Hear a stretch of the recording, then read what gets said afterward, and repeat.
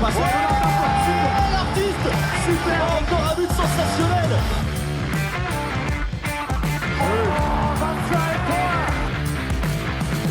That's a brilliant bit of follow-up play by Mahe. Oh my goodness me, what a shot. Sagosen setter det hen! Han setter den! Vi i semifinale igjen!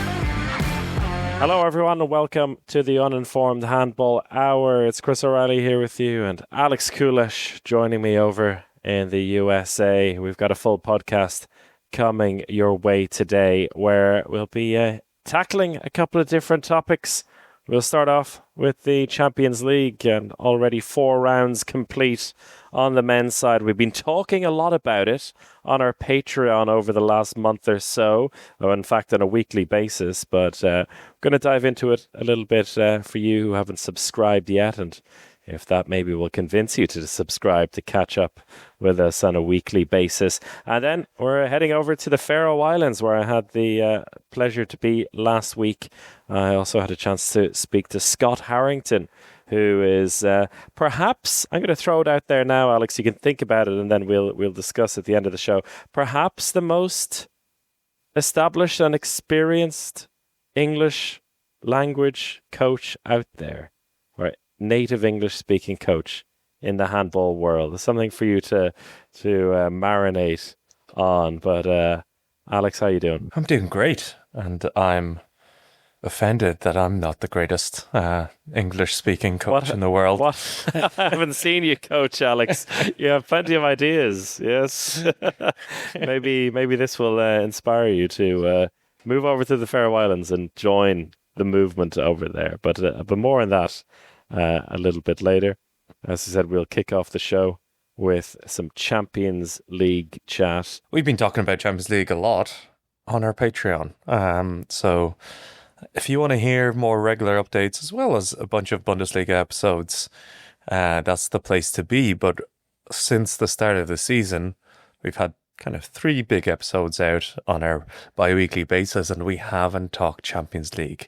And we didn't properly have a launch episode. We didn't have a big preview.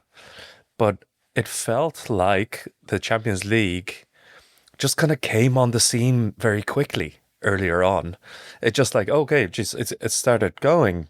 Oh, there's a few games gone already. Okay, we're 4 games in, and it feels like it might be just getting interesting now. It's a long run, the group phase with 14 rounds in it.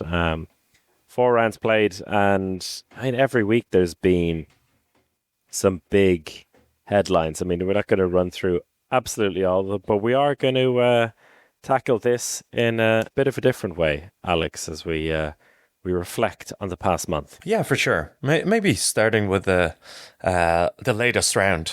Maybe starting with the latest round and checking in where we are in the Champions League so far. We've got 2 unbeaten teams, and it's the 2 German big dogs, Füchse Berlin and Magdeburg, with 4 wins from 4. Couple of, familiar names at the top of the rankings. Aalborg, Veszprem, 6 points each. Veszprem getting quite a good win against Kielce in the latest round. And then Plotzk, Barca, the 6-pointers on the other side. So some of the kind of bigger, more established names right up the top. And I think Veszprem beating Kielce was a game that you were commentating on. What did you say to me just before the episode? I think Veszprem are here. They've arrived. The team that after the first round, a lot of people, including ourselves, were jumping to conclusions about them maybe over-shuffling their hand a little bit. Xavi Pascual maybe bringing in a few too many of the old boys and just them not quite settling in the defense yet. Well, it seems like they've really begun to settle now. They had a good Club World Championship last week, beating Magdeburg in the semi-final and going 80 minutes with Barca. And for really about 50 minutes of their game against Kielce looked like quite comfortable winners as well. They were pushed to the wire. In the end, maybe those 80 minutes in Egypt took its toll on them in the end as they laboured a little bit to victory against a Kielce side who haven't been very impressive so far this season, but maybe put in their best shift of the tournament so far. But I really like the look of this Vesprem side. Rodrigo Corrales in goal is having the time of his life right now, as we saw in Egypt. They've got a very, just a very imposing defense. At one point today, they had 4 men in the center playing a defense. Dragan Peshmalbek, Patrick Ligatvari, Ali Zain, and Thiagus Petrus. 4 centre block players in an extended centre block. They're the inverse of PSG. Exactly. Yeah, they've got all the defenders, and yeah, just like really good wingers. Ahmed Adel on the line is just settled into life in the Champions League like a duck to water. He's been fun, Adele. It's a real so almost again old school type of handball. His movement is fantastic. He's not just a big lump. He's more in the mold of he's definitely wide, but he's not tall, and his movement is just terrific on that line. He seems to be and the left-hander. Left-hander, which really messes with defenses. Like the fact that he can go in the number 2 position on the right-hand side. I was like, defenders are not used to having players there. They're like, what? And yeah, I've been Remeli and Martinovic then, who seem to have really gotten to know each other really well, and they're adding proper pace, proper like direct play into the attack. I like what I'm seeing.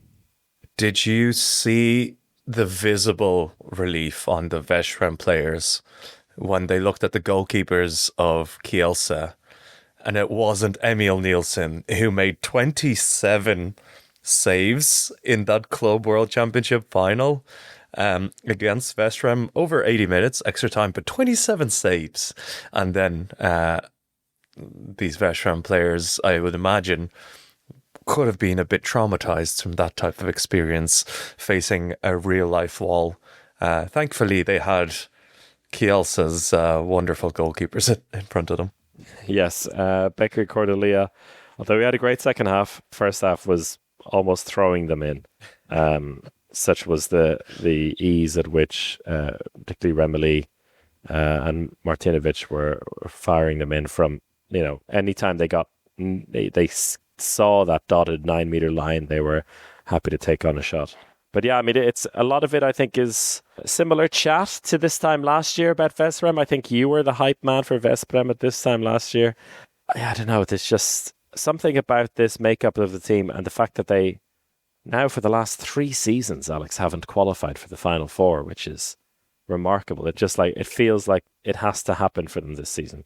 Maybe not going all the way, but at least to get back to the Final Four, which, I introduced this game, Vesprem and Kielce, as being like a clash between two of the heavyweights of the last decade, which is very true. I mean, they have been involved in so many big games. It even prompted a Bjorn Patson article on Euro Handball about like the 5 greatest games between these two teams in recent Champions League history, with 2016 obviously being the big one. But Kielce not qualifying for the last 2 seasons for the Final Four, and Vesprem for the last 3 seasons. So there's a real shift there, but there's kind of the old,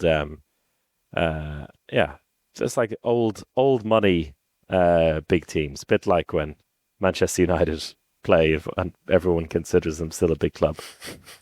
It's a bit harsh to go down as far as Manchester United. No, neither of them are as bad. But maybe kind of Man United versus Liverpool 5 years ago, where it's still that premium fixture, but you're waiting for something to happen on both sides. I think the other big game in this round, before we go into our kind of broad topic of an overview of the Champions League so far, other big game of this round was Füchse Berlin scraping a victory against a Dinamo Bucharesti team that has been struggling like crazy. And this Dinamo Bucharesti team has not only got 0 wins from 4 in the Champions League, but they've also lost 2 matches in the Romanian league and only won 2 of their last 8. And with a couple of minutes to go, with 15 minutes to go, they're comfortably leading Füchse Berlin. But it came down to a Matthias Gietzel masterclass, of course, as with all things Füchse Berlin. He really turned on the tap in the last moments, basically in the last 15 minutes, going on a streak of 5 goals in a row just to get Füchse Berlin level before kind of getting 3 of the last 2. So he was shut down for a first half, but you can only keep him down for so long. Dinamo Bucharest couldn't hold on in the end, and I would say a fairly dodgy decision after video replay, giving Füchse Berlin a last second penalty, which they gave to Tobias Grundl. Ice cool Tobias Grundl. I don't know if Tim Freihofer was missing some penalties before that. Yeah, that's why they shifted it over. Otherwise, Freihofer, I think, would be there every day of the week. But yeah, Grundl has been the number 2 penalty taker. Yeah, he's running the show in the Champions League. I mean, he's running the show in general for the team at the moment, because Niels Lichtlein is still out, and this is maybe one of the reasons. Like, there are 11 court players available at the moment for Füchse Berlin. Like, they are really, really struggling. Like, for numbers at least. I mean, you can, as they've done the last couple of seasons, they can rely on Gietzel to play 60 minutes. But yeah, in that game, Freihofer missing 4 attempts, Lasse Andersen missing 5 attempts. Those kind of other players that, that at least 1 or 2 of them have to deliver for Berlin to get the result. In the end, it was Grundl with a solid 5 from 7. Yeah, Freihofer missed the 2 penalties that he took in the game previously. Dinamo Bucharest's goalkeeper Ianatsu having a very, very good game and saving both of those. So they handed the keys to Tobias Grundl. Yeah, it was Bucharest looked good, but they just slightly ran out of steam against Matthias Gietzel. It's just that centre block defense where Pedro Valdez, the Cuban Portuguese left back, was really phenomenal in stopping and shutting down Gietzel in the first half. And I think at one stage Gietzel was something like 4 from 11, which is which is wild. And then he just didn't miss his next 6 shots. That's what happens, and ended up on 11 goals, including just a isolation against Pedro Valdez in the middle, 1-on-1. Legs were in quicksand. Gietzel broke through, and even though his arm was being pulled, he lobbed it over the goalkeeper, and that is the goal that initially put Füchse Berlin ahead, 31-30. Our boy, was it Budget Banhidi? Miklas Rosta had a fantastic game. Both in defense, playing as number 2, then got the big goal, and it was a decision that wasn't on the other side. In the last second, Füchse came down, and Lasse Andersen gave the ball to the line. I think Marcinic made a bit of a meal of it and missed the shot. It was saved. He got a little bit of a push, but when you look at it in slow motion or in VAR, it looks a bit worse, I think. So they got that penalty. So still unbeaten for Füchse Berlin in the Champions League. Shall we go into our little format here to look back at the 4 rounds so far?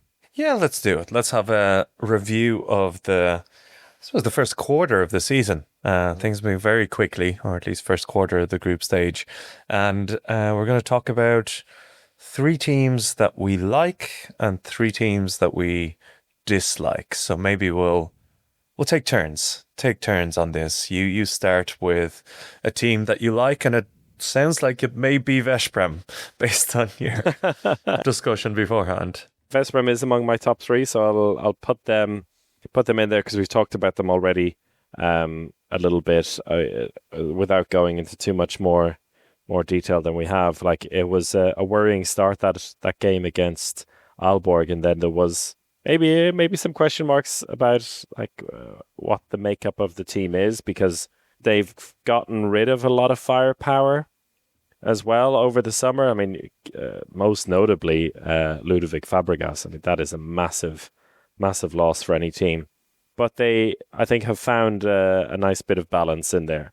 I mentioned the defensive side of things. They have so many weapons in there. They've gotten the winger selection as well is really, really nice. And I think for a team like that, at the speed they play, I think that cannot be underestimated. I mean, Marguch and Janis Len on the right wing, Deska and Eilison on the left wing. So really just a really well-balanced team. It's not exactly the Veszprem we've seen in the last few years, where it's kind of been very heavy in one area, or they've had far too many options. Like in the backcourt, now they're not overridden by too many options.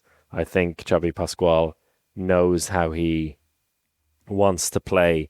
And maybe Lukas Indrich is kind of the odd one out at the moment, particularly with Remeli and Martinovic going so well together.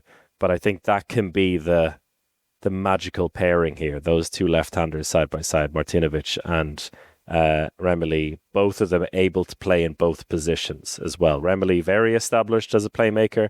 Martinovic, we remember in the World Championship, was, well, basically had to learn that position with the injuries that they had, and he filled in really well. So yeah, I like that pairing, and I like Veszprem. Can't argue too much. It was a huge sign that Martinovic had a good game against Kielce.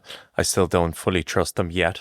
Just in terms of firepower, in terms of talent, it is an incredible collection of talent. And something tells me that they're not going to win a Champions League until Big Emil Nielsen comes up to Hungary and takes them to the promised land. That feels like the way it's going to go, but we'll see what happens this season.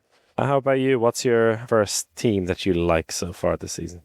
I think it really has to be Wisla Plock. It's not an underground pick at all. We definitely talked about Wisla Plock as making a big step this year with the signings of Melvin Richardson, the return of Kosaratov, and really kind of this team announcing itself as the big dog in Poland and a contender in the Champions League, a proper contender in the Champions League. And they've got 3 wins now, with their only loss coming in pretty brutal circumstances against Magdeburg by 1 goal, with Sergei Hernandez just being an absolute beast.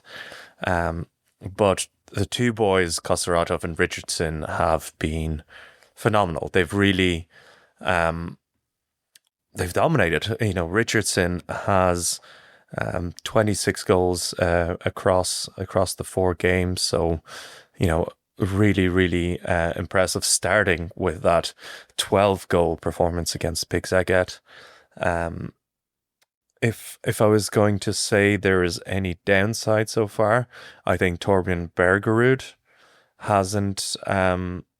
hasn't quite reached the form that he has been in for the last couple of seasons, and is struggling a little bit with Wisla Plock. But other than that, you have Chabi Sabate with a squad he absolutely deserves and the talent that he deserves. It's not a random collection of players that he's like squeezing the most out of. He's not, juicing this lemon, picking the pips. He has a couple of like absolute superstars that he can trust to like kickstart their offense, but while retaining all of the kind of brilliant tactical nuance and structure that he has built. And it's almost like Melvin Richardson is a kind of just an extra toy to play with that sits on top of a solid structure. So everything about it has gone in the right way, I suppose. Fully agree. I mean, like the playmakers, I absolutely adore as well. Like he has always had a thing for a certain style of playmaker. It's great to see Gergo Fazekas like really being promoted to number one now in this team. He's been a part of the team for a couple of seasons already. And then to have people like Mitte Jans who can come in and just like bring in a different type of pace. And then Miha Zarabets to be able to come in as well. Like even if he just comes in for 5 minutes, he's just ready to go, doesn't make any mistakes. He's like an assistant coach on the court. And like, I really like the signings he's made as well. Like one of the, I think, not underrated, but like unknown signings, Kirill Samoila, a Belarusian defender, like I think he's 21 years of age, and he's been put in the center block. Like Mirsad Terzic is gone now, so they brought in this. He's not a beast of a guy. He's kind of skinny, but like he's a really good defender, and he's been given a lot of trust. And just like the fact that he is so focused on having like the right defenders in the right place that he's even willing to not have Mikhail Dashek play in the right wing, but have Przemysław Krajewski play in defense in the number 2, and then go out in the right wing and attack as a right-hander, just so he can play in defense in the right position. Really said, I think if anything says like, or anything sums up Xavi Sabate as a coach, I think that is it. And I'm really happy for them that they're getting the results, and as you said, that they have the team that he and they deserve. They were also in my top 3. Yeah, and I think you mentioned Miha Zarabets, and I think it speaks volumes. He just had an interview with, again, Balkan Handball on a podcast where he basically said that,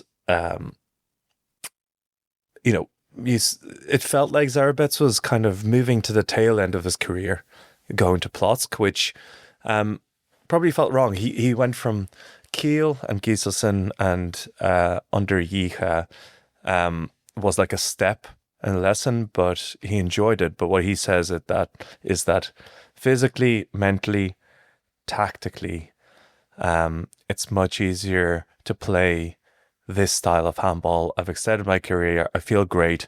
I could have left the Bundesliga earlier,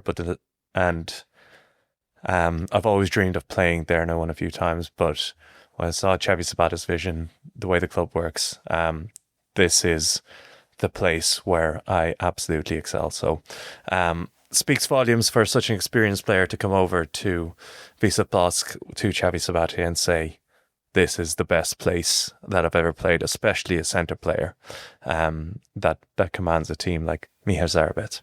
The third team I have in there, the teams I have liked so far this season, is Magdeburg. I mean, and it's not exactly not just because they're like lame. Yeah, they're just, I mean, they are really good. They're unbeaten, of course, but first of all, the comparison to last year where they were really slow out of the blocks. Like this season, they've come out absolutely flying. They have an incredible group of players. I find it hard to find too many faults in there.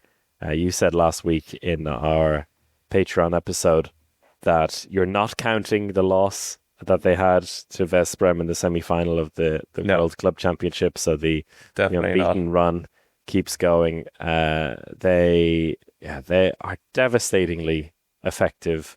And now that Mate Mandic has even played himself in, he's had a good double-digit save performance against Georgi yesterday. They're just an astonishing team, and there will be. But have you liked them, Chris? Yeah, Have you liked watching? yeah. Have you liked watching them? Yeah, of course. What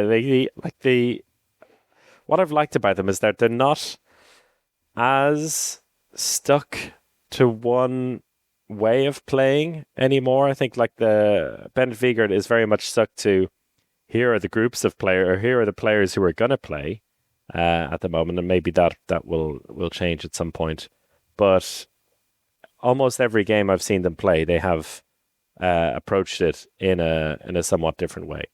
From the slog against Barcelona to their free flowing attacking handball, and then just like coming up with different paces, different styles at different points throughout the game. I think that's the big adaptation we saw towards the end of last season already when they went on their run in the Bundesliga and in the Champions League to win the whole thing.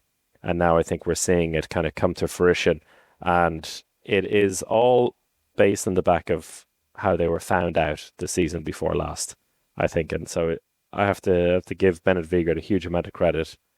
And it's just, it could be boring if they're like running away with everything, but that's the joy of the Champions League as well. You don't know until the end. You can't be mad at this team at the moment. It's not boring Magdeburg from a couple of years ago. They're winning games in different ways. They're incredibly impressive. And having a fully fit squad, or well, it's not fully fit. They're still missing some important players. That but Sander to come, which is again, where is he? He's not going to play. He's not going to play. Water boy. What's the point? He is absolute water boy material in this team because the new Michael Damgaard. It's the same boys are going to keep playing. Klar, Magnussen, and Chris Janssen. And as long as those three are healthy, they're going to play most of the minutes and dominate. And I do have to say, Segstrup is just impressing me more and more, and I feel like he doesn't get the credit that he deserves with this team. Not that he doesn't get any credit, but he's a little bit of he's not overtly brilliant like other defenders and line players, but he just might be the best one for both. Like he is, he should be getting as much credit as Fabregas gets worldwide. There's no reason why he shouldn't get that. So I think he's an absolute core part of that team. Is that our three? Any honorary mentions on? Did you have any more in there, or did you agree with the three? I have kind of lower ones. So I agree. They were the three best teams. I think they're the three most impressive teams. But from a latest perspective, and a future-looking perspective, I actually like how Kielce look, which might sound really strange, really, really strange, because they're in sixth place. They've only got 2 points. They've lost some big games, but they're getting healthy now. Dylan Nahi's come back. Hassan Kada had a couple of goals. They have a real squad, lacking a goalkeeper. And at one point, I think they're going to start clicking and hopefully getting that push, Talent Dushubayev last season push, or whatever's going to happen to get them through it. So that was more of it's better than last season, because last season was just a shame and a disaster for Kielce. This season, I just like the way they look a lot more. And the other one being Nantes, who just can't stop scoring. Yeah. I mean, I think the opening 2 games of the season have kind of damaged Nantes in terms of putting them in the top 3, but beating Sporting away from home 39-28 is a massive flex. And yeah, the last 4 games for Nantes, they've scored 39 goals against Kolstad in the Champions League, then 48 goals in the French League against Dijon, and then 46 against Saint Raphael. And they had 23 at half-time against Sporting, winning 23-11 at one point and finished with 39. But something's happening in Nantes. Yeah. And It is. It's free flowing champagne handball. And also, all of this is while Gregory Cojon, their head coach, is not on the sideline with him. He has a health issue, which I was looking up last time I was commentating them against Kolstad, and there was no disclosure exactly what the issue was. I'm not sure if it has come out in the meantime, but yeah, they are. Maybe that's it. They're playing for him. They're inspired for their stricken coach. But yeah, looking really, really good. Kelsey, yeah, I don't know. I don't want to be too reactive based on the result, which I think, despite losing, was a really good performance. I'm going to give it a couple more weeks before I make my mind up on them.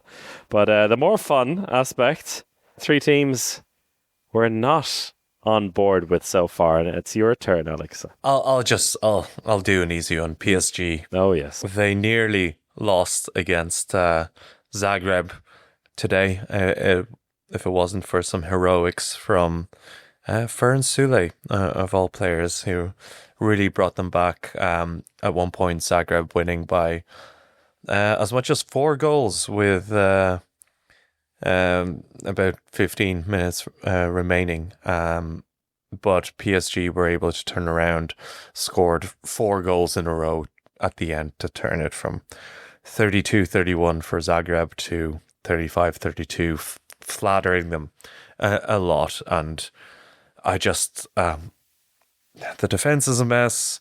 They're having issues with their goalkeepers. It feels chaotic.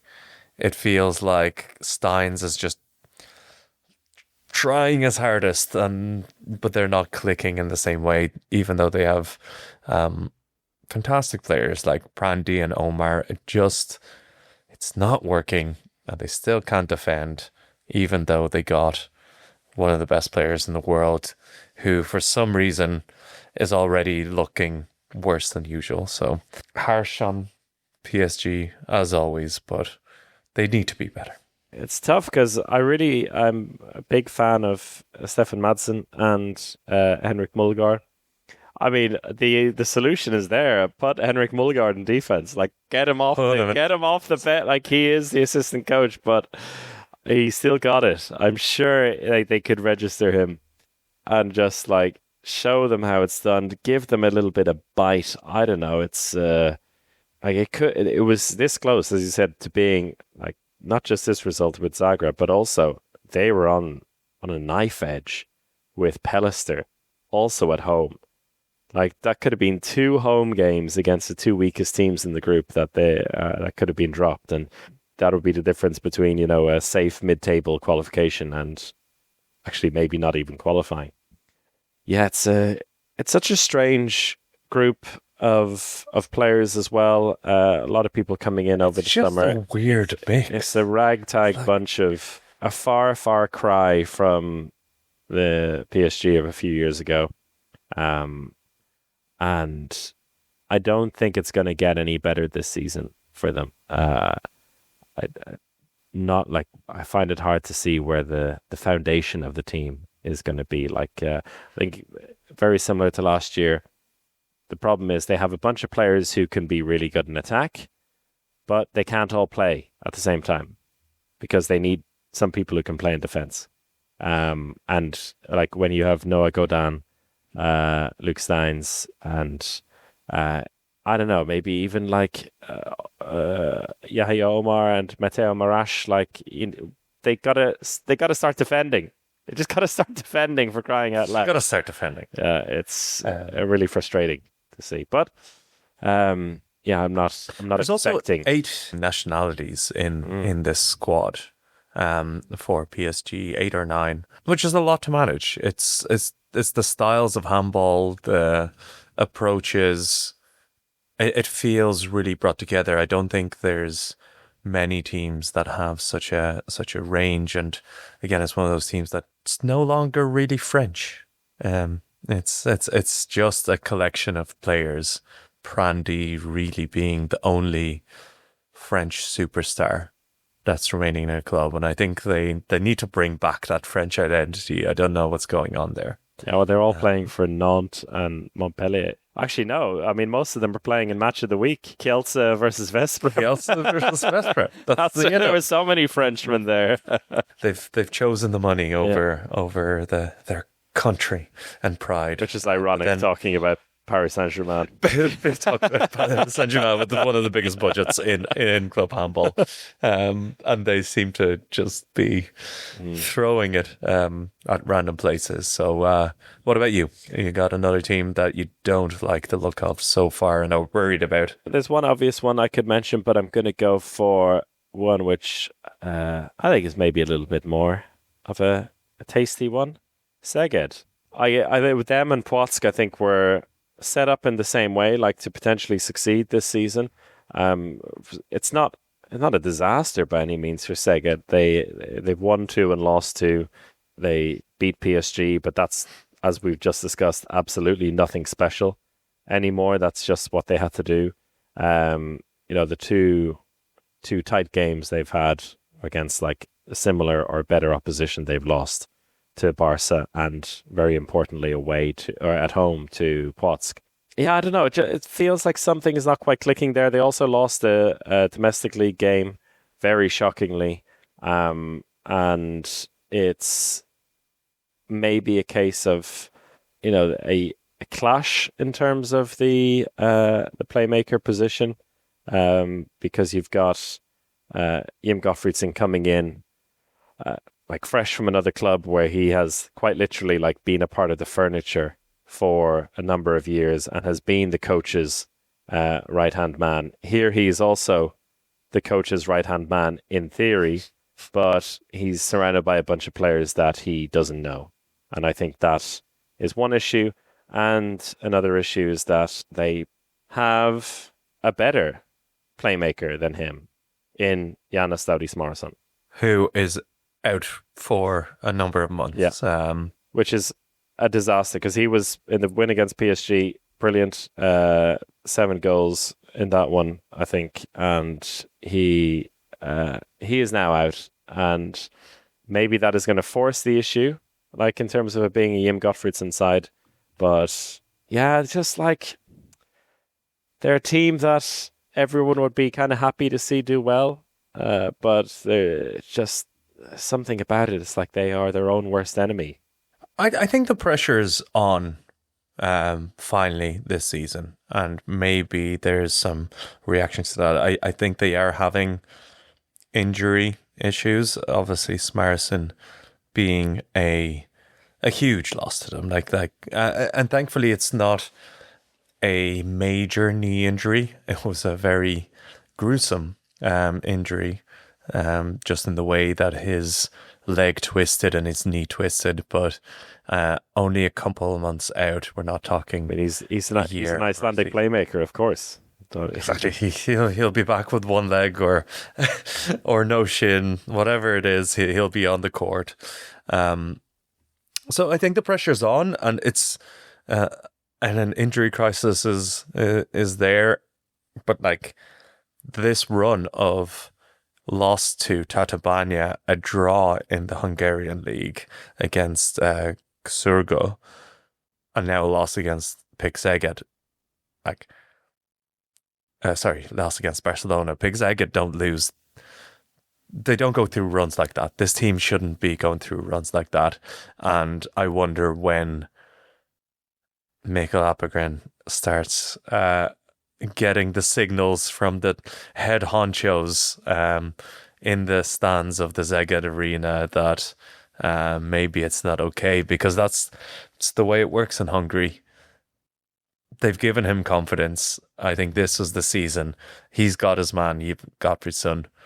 Show us what you got. So I think pressure is going to be mounting for them. One more then on the teams that have disappointed us. There's a few options in there, Alex, but who are you going to go for? Do we dare say Sporting have been disappointing?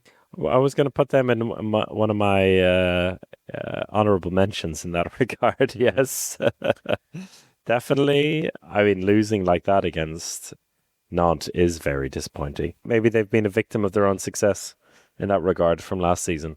That like a a reasonable start, like 2 wins out of 2, and then they lose away against Aalborg, which is okay. Losing at home to Nantes by 11 goals, not okay.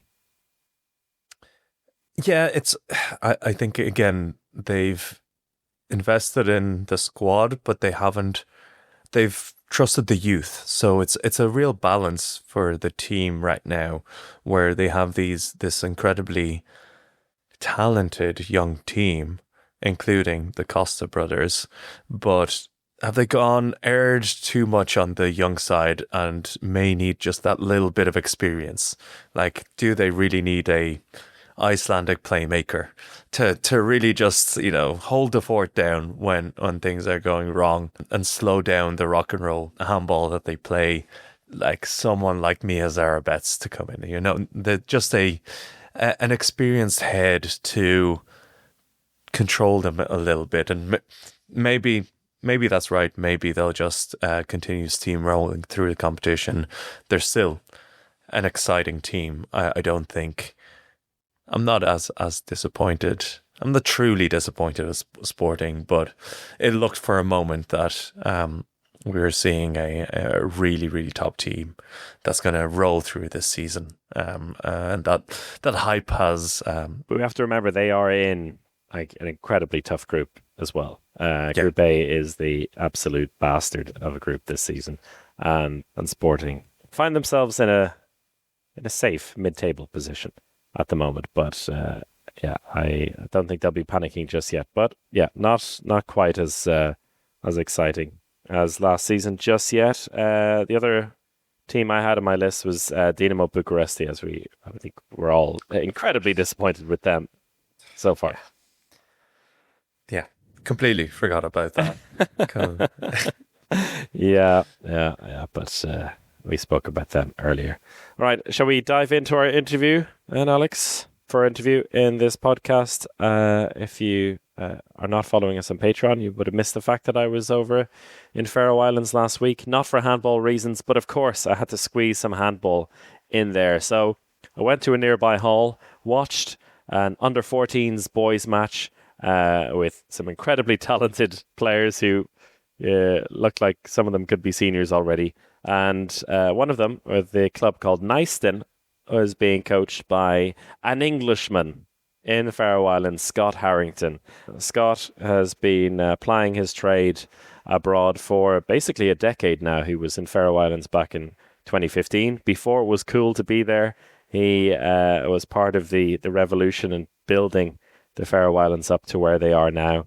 He's had spells coaching the national teams of China and Great Britain youth teams. He's coached Camilla Harem at Sola, and now he's back in the Faroe Islands. And so I had a chance to sit down with him to have a chat about his handball journey, about the growth and the evolution of Faroese handball, and how scary good they are going to be in the years to come. So sitting here in the Neistin clubhouse in Tórshavn, speaking to Scott Harrington, an Englishman abroad, an Englishman who's made his home a couple of times now in Tórshavn. We just saw you coach an under-14 team in a thrilling draw. We've been with the podcast here before in Tórshavn covering Faroe handball. The whole world loves Faroese handball. What has brought you back here? Well, I love the place.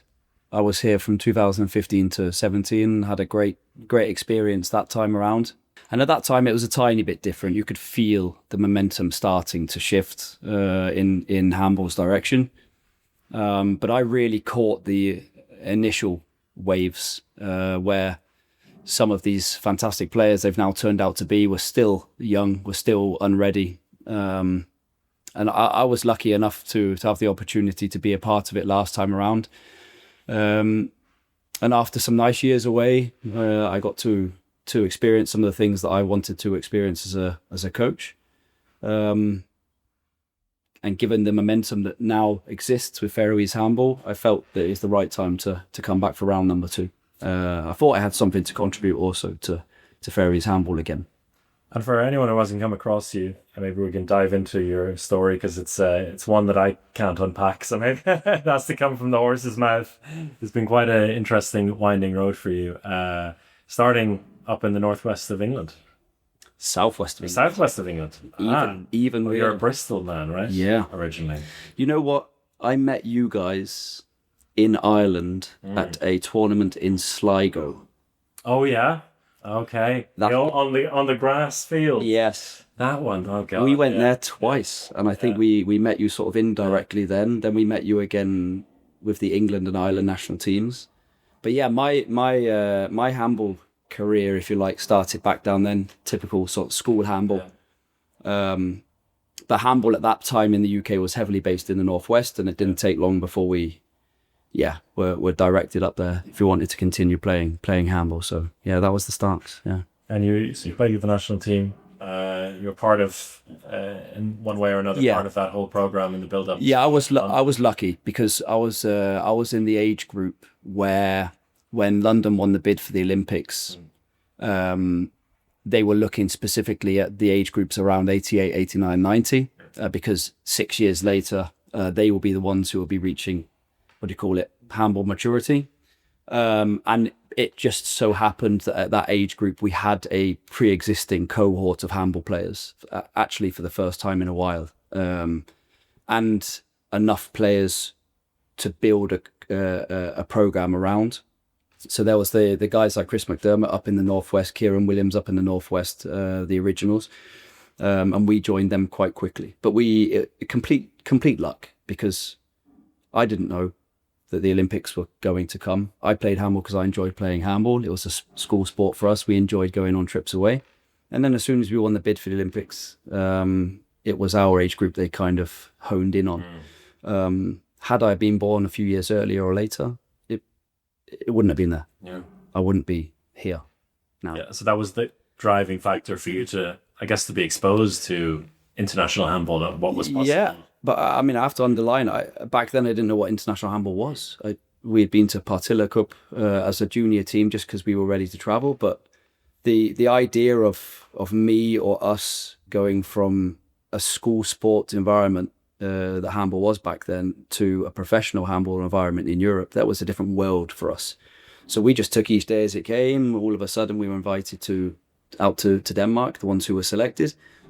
And it was really there that our handball careers really started and kicked off, because before that there wasn't a lot of ambition or want around our handball careers. It was, like I said, friends meeting up, chucking a ball around into often a goal that was too small and too wide, and on a court that wasn't big enough. But they were the challenges. Yeah. But for us, it was normal. Yeah. So what was it about the coaching aspect of the sport that really grabbed your attention? Because at quite an early age, you dived into it. Yeah, I did. I was originally planning to go to university to be a teacher. There is a history of it in my family. I really enjoyed being a minis and junior coach in my original club. I felt that I had the personality to be a reasonable coach.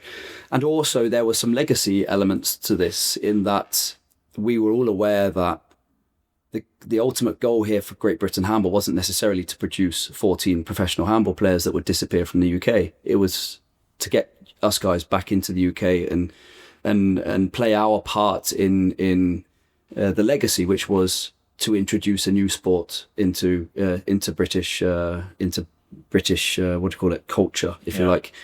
And we kept loyal to that in many cases. We all of the players, whilst we were there, we started our coaching education as part of our education out in Denmark.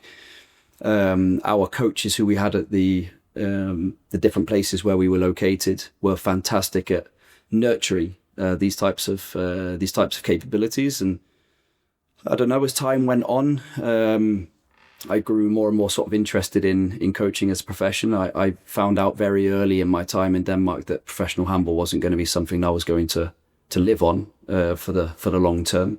I accepted that fact quite early, and so I sort of started shoving my head into into coaching. And luckily there was a lot of support mechanism around us. People like Bill Bailey, who was, the original coach. He was a huge mentor of mine in the early days. And then as slowly and surely as coaches came into the environment of British handball, there was always something to learn. And then I was given the opportunity to coach a British youth team because it just so happened that I had moved back to the UK during the financial crisis. And it was an easy decision. And after that, year for year, competition after competition, I grew more and more hungry to be good. So it came as a kind of side effect of the whole program, really. But it turned out that seemed to be more enjoyable for me than the playing part, probably. Right. And what was the first kind of spark to bring you here in the first place to Faroe Islands in 2015? Do you have any connection? Yeah, before? I did. I went to, I think I went to Copenhagen for, on behalf of the English Handball Federation as a kind of coaching conference. At that time, we were starting to standardize our coach education in the UK. So everyone within the talent field, within the national governing bodies around Europe were invited to a sort of central seminar. And I went on behalf of England Handball back then, and I met Ari Rauch in Copenhagen. I was very active on social media back then as well, sharing pedagogical stuff, tips and various other things. Just stuff that I thought was useful for the guys around me and in British handball mainly. And then after we were done in Copenhagen, then it didn't take long before I had a message from Ari to say, hey, listen, the club that I'm linked to, which actually is this club here, are on the lookout for somebody who can come in and coach the youth teams in the club. Could it be something for you? And I kind of was like, where is the Faroe Islands? But not in a disrespectful way. I knew where the Faroe Islands was, but I was like, okay, Scott, now you've got a decision to make because this is a life changer. At the time, I was quite comfortable in the English Federation. Yeah. I enjoyed my job there. I enjoyed both the pre-Olympic and post-Olympic pressures. But then I sat down with Bill, who was my coach at the time, and like I said, my mentor. I said, "Listen, Bill, I've had an offer here up in the Faroe Islands that would allow me to be a professional coach and really take that next step. It's also in the nicest way possible. At that time, the middle of nowhere. So I can come here as a young coach, make mistakes, learn a lot, learn from the great people who are up here, without there being many negative outcomes. The worst outcome would have been if I didn't enjoy being a professional coach, and that at least then I would have learned something. So I grabbed that opportunity with both hands, and that summer I arrived, and that in many ways was the start of my professional coaching journey. That's a massive dive to take to move to a place like this. It's a beautiful country, but it must have been a bit of a big culture shock. Yeah, and at that time my Danish wasn't great. I could understand and speak somewhat, but my Danish wasn't great. I was coaching kids who didn't necessarily speak English. I later found out that they all did in fact speak English and Danish and Faroese and every other language under the sun. So the transition for me wasn't a hard one. The main requirements as a foreign coach in the Faroe Islands is that you have to be hungry, you have to be outgoing, you have to be friendly, you have to push from behind wherever you can, because there is a lot of good people here, capable people who want to be better, who want more people to help, who want to contribute, who want to create a nice environment in their different clubs. And so learning where and how to fit in is a key criteria. And I think I managed that quite well. Yeah. And after that point, you have taken quite a journey in your coaching career. I mean, you've... Just getting started. Yeah, exactly. Yes. I mean, assistant coach for China at a world championship, which was seen from the outside to be quite an experience. Also, you've coached Sola, who in women's handball. It was in the second tier at the time, right? The first division league. It did. And brought them up. Yeah. We were undefeated that season. Yeah, it was great. And coaching Camilla Herem as well, which is amazing experience. Incredible. And you stayed in Stavanger in that area, like West Norway, for quite a while, right? Yeah, this was a turbulent but really, really awesome part of the journey, if you like. Having Sola in the women's Norwegian league and then transitioning over to Viking Stavanger on the men's side was both a hard change, but also a good change. Just so happened that some of the guys I'd worked with in the Faroe Islands previously were in Viking Stavanger, and that helped even more. But that was a great period. That was a great period after I concluded the Faroe Islands the first time. Really important experiences as well, that really started to mold me as a coach. I would say the China experience was completely mental, but a great experience where we learned a lot. Also about interaction with players, more than just the coaching specific detail. And the Sola experience again was a brilliant one that didn't go great towards the end, but it was this adversity that is absolutely necessary and to be honest, I hadn't received early in my career. So that was the first time where you start to look in the mirror and go, okay, that's what coaching is about. Yeah, I guess. This is the part that keeps you up at night. This is the part that stresses you. And those experiences were as uncomfortable as they were at the time, were completely vital. Yeah. Completely vital. And it's only when you go through them, I think, that you really understand it. You're back in Tórshavn now.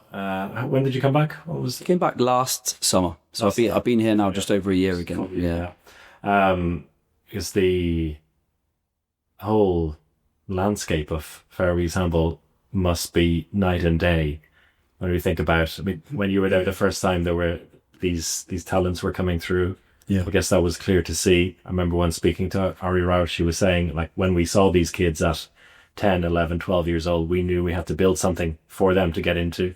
Yeah. But now that it's happened, you have you're involved in the national team setups, and everyone is qualifying for everything. You know, the women in the World Championship shortly, men in a second European Championship, men's under 21 winning a bronze medal. It's and this place seems to really like live and breathe handball at the moment. Yeah. Like I said, last time I was here, it was you could feel it. You could feel momentum gathering. You could see it through the qualities that our young players possessed back then. It's been amazing to see those players now progress in the way that they have done, because while everyone has the hope,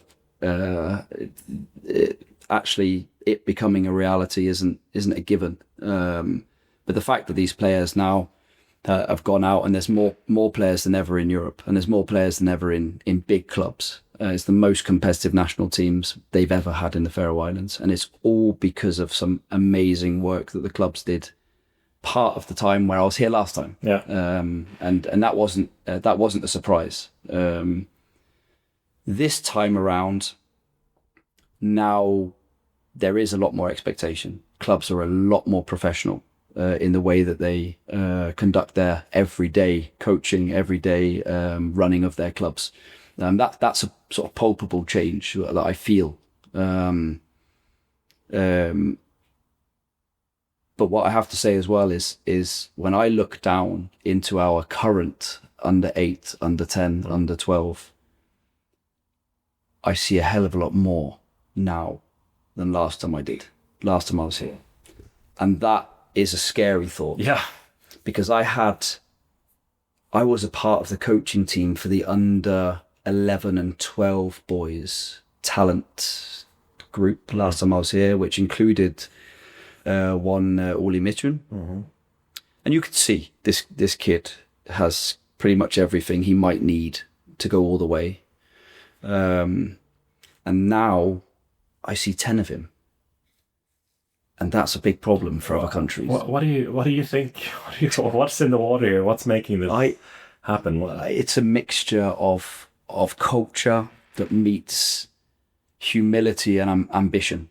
I've never seen a handball environment like the Faroese environment that churns out kids who absolutely love being in the hall with and without a team, with and without a coach, that want to learn as fast and as much as they want to learn at such an early age. I've just never experienced it.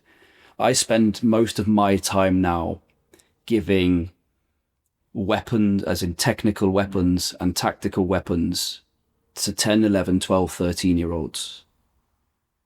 And that's interesting, because normally at these age groups, we're still waiting for them to show a level or make a decision in their mind that handball is what they want to do. Well, here they're born with it. Yeah.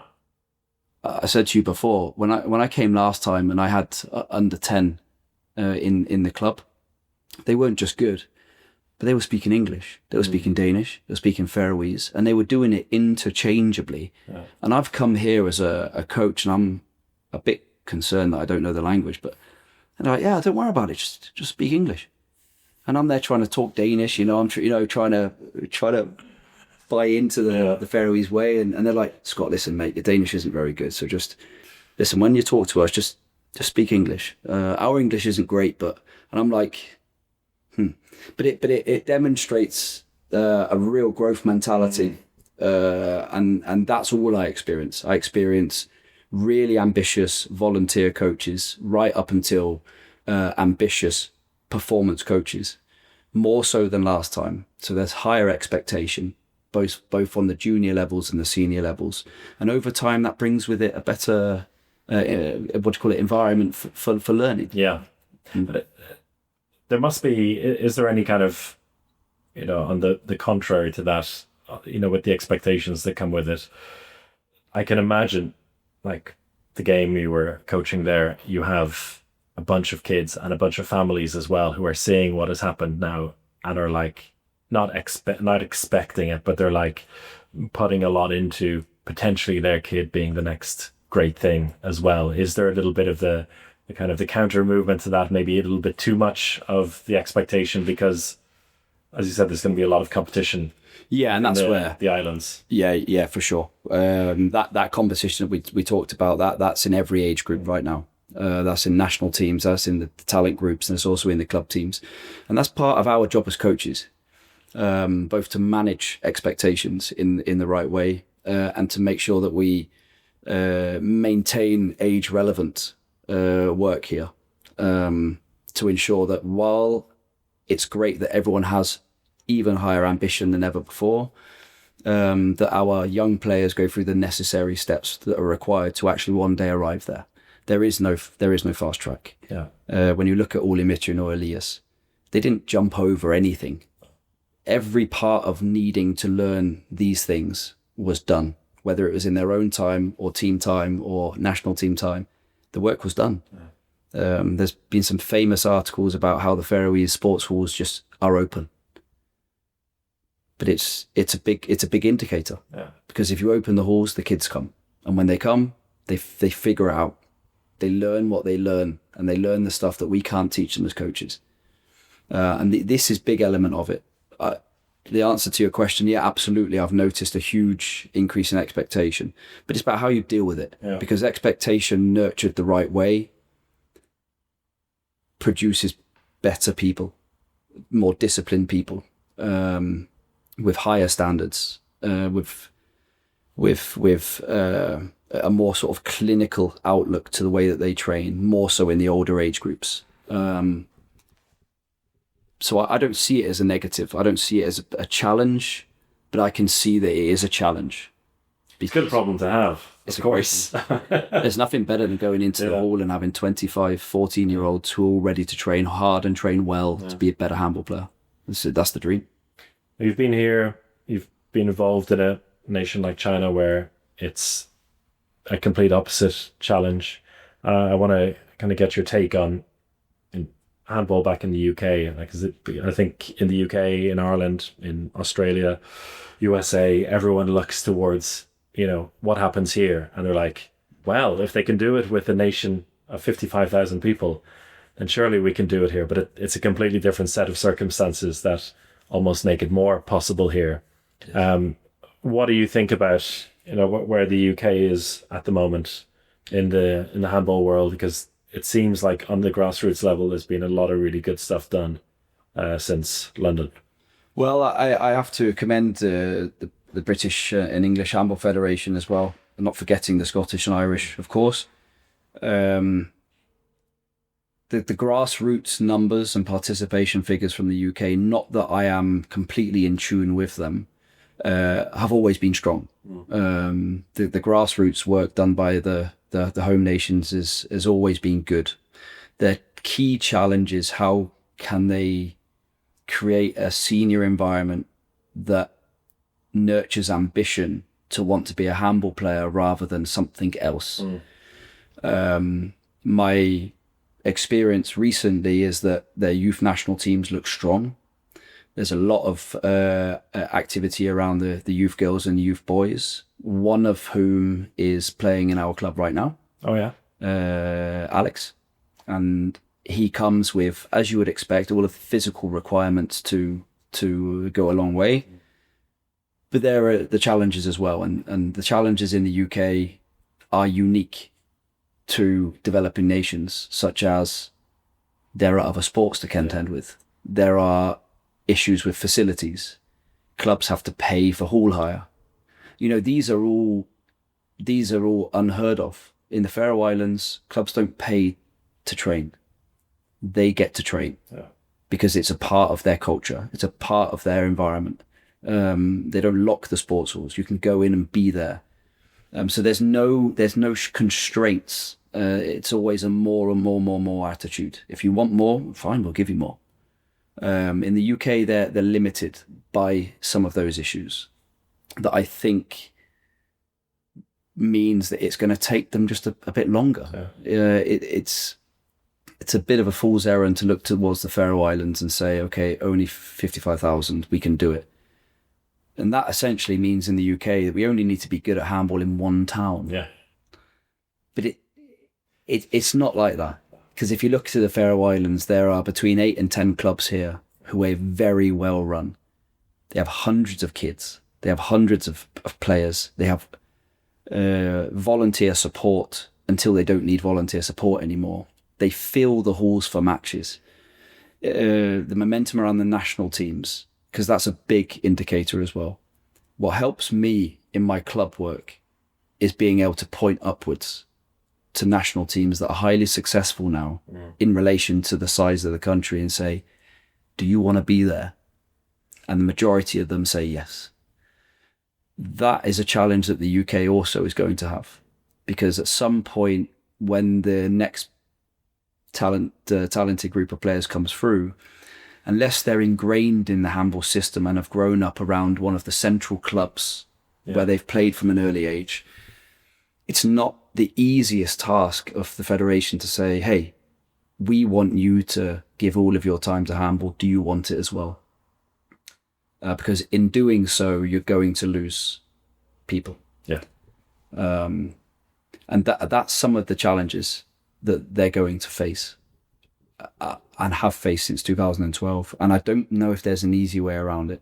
Yeah. They would have to ask some of the people who work day to day on ground level in the UK. I'm sure you have your own experiences from Ireland as well, but certainly there are many more positives to the Faroese structure that provides a benefit than there are negatives, and that really has helped Faroe Islands handball generate the momentum that they have. And a lot of those problems that the UK and USA and Australia have to face, they're not problems here. Yeah. So they haven't come knocking on your door, USA with the Olympics coming up, or Australia? Give us the secret sauce. I tell you what, I would absolutely love to one day be given an opportunity to have something to do with the United States and USA handball. I would love the opportunity to be able to coach in my mother tongue. That's why I say, because there's very few English native speakers who have built a career like you have? I would love that opportunity. It's nothing I would take for granted. And coming from the British program, knowing about these unique challenges that they face, working with players who have holes somewhere in their development, because it's natural that we have.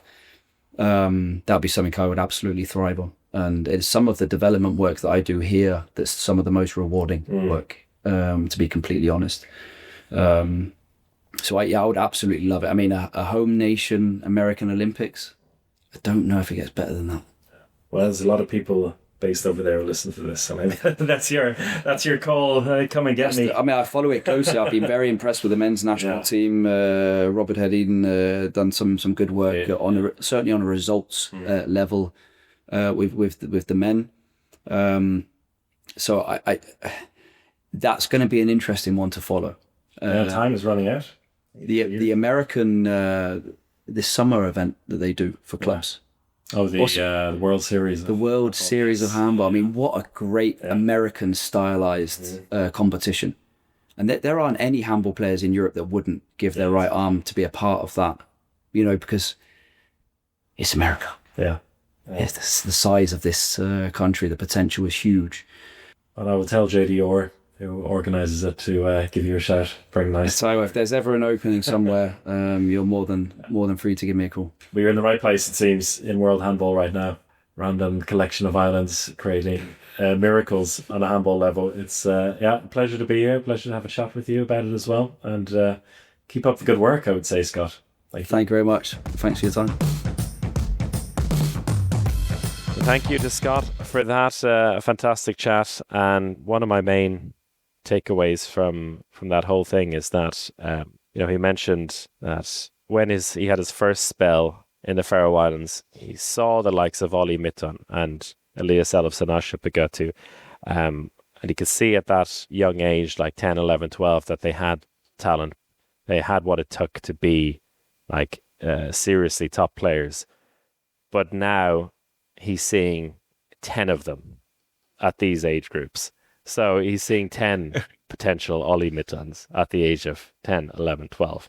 So they continue to develop them, the expectation, the conditions, and I guess just the inspiration to do it when you're living there and you're seeing what these people are doing is truly astonishing. And I think it's it looks like it's not going to be just a flash in the pan what's happening at the moment. And I think this might have been from one of our previous interviews with someone from the Faroe Islands, as we are the Uninformed Faroe Island Hour, formerly and forever will be hyping this magical story. But one of those was that just the amount of time and effort that these Faroese players can dedicate to handball. Lock themselves into a hall from the age of 8, 9, 10 and just play handball, practice things, get better at skills. And it's a mentality. I think it's not something that you see that prevalently maybe around handball, that kind of the pure grind where you're just, no one talks about it as much as we see in kind of American sports or tennis, where it's like you really have to put in the hours and you gotta wake up at 6 a.m. and you gotta work the longest. It's not something that always comes through with handball, but Faroe Islands players have that mentality and that inspiration to do that, and that's why they continue to evolve. And honestly, Skipping O2 has just done that over the summer. It's at the old age of 22 now, he's managed to evolve again, and I think he's just taken that mentality of, I'm just going to go away and practice. And what he's practiced is the new steps rule. And now he's absolutely dominating world handball. But it takes that mentality of I'm going to practice this single skill. I'm going to be in a hall for hours and hours, and I'm going to dominate. Yeah, it's interesting. On Elias, just before we started recording, I was speaking to Scott about that, because I just imagine the attention that every step he makes is the attention he gets in Faroe Islands for everything he's doing over in Germany, and the kind of, I guess, combined frustration and worry of the last couple of seasons with Kiel, the fact that he wasn't getting to run the team, that he was he was not being trusted enough by Yiche, that he was this bit part player, that he would have good games every now and then, but it wasn't kind of regular. And so I guess there would have been a little bit of a fear building. It's like, oh, is he actually not going to completely fulfill his destiny in that regard? And is he not going to make it in the Bundesliga? Is he going to have to go do a long route, go to Denmark or something to come back? And so you can imagine the relief and the joy that everyone is feeling now, that it's like, yes, we fucking knew it. Like, we told you so. You should have just give him the ball, give him the reins, and it's paying off. Bundesliga Player of the Month, and there was no one close to him. Yeah, that game against Rhein-Neckar-Löwen that Kiel ended up drawing 31-31, but the skipper got 10 goals in the game, all 4 last goals for Kiel at the end. So the 4 goals to end up and keep them in the game. And it was single-handed. It was purely single-handed. He got the ball, and it's truly, we talked about it before the season started, the new steps rules, and I came at it from can the likes of Giesel and Putlik evolve the game even more beyond what they're allowed now? You said it might even the field, because other players are going to study this and know that they can do it. And that's exactly what the skipper has done. Look at him every time he receives the ball. He is consciously making that extra 1 or 2 steps.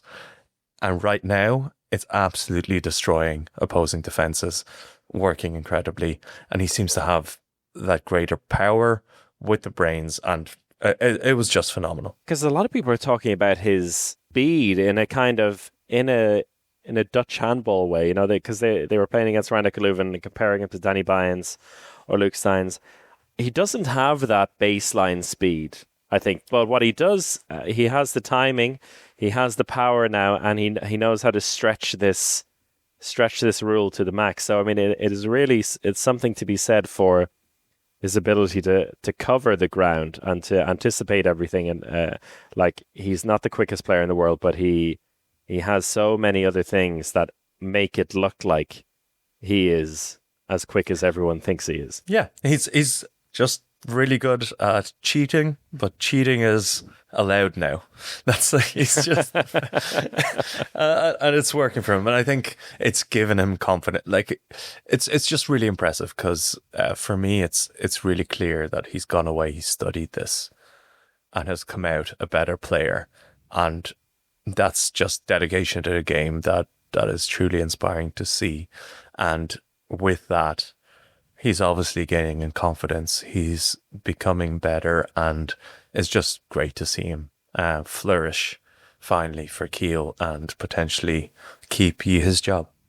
Yes, indeed. Okay, we will wrap it up there. Thank you all for listening. Hope you enjoyed the interview and our little look back at the Champions League action so far. A reminder, you can join us on Patreon if you want regular updates on what's happening as we go into a deep dive week in, week out on one of the topics in the handball world. But until the next time, everyone take care and goodbye.